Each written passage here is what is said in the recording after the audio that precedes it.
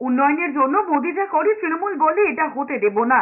কাকদ্বীপের সভায় এমনই মন্তব্য করে প্রধানমন্ত্রী বলেছেন তৃণমূলের কাছে এখন একটাই অস্ত্র রয়েছে, সেটা হলো এটা হতে দেব না। তৃণমূল এবং জোট ইন্ডিয়াকে কটাক্ষ করে নরেন্দ্র মোদী বলেছেন তৃণমূল এবং জোট ইন্ডিয়া বাংলাকে উল্টো দিকে নিয়ে যাচ্ছে।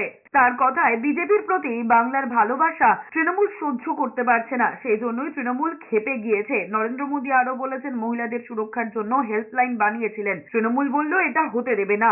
দেশের সব মহিলাকে উজালা সিলিন্ডার দেওয়া হয়েছে, বাংলায় লাখো লাখো আবেদন ঝুলে রয়েছে, তৃণমূল সরকার বলছে এটাও হতে দেবে না। আয়ুষ্মান যোজনা, ফিশারম্যানদের কিষাণ ক্রেডিট কার্ড, সবেতেই বলছে হতে দেবে না।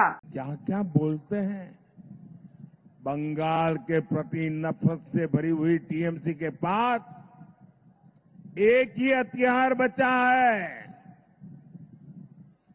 एक ही हथियार बचा है, এটা होते देवो ना। एक ही हथियार, এটা होते देवो ना।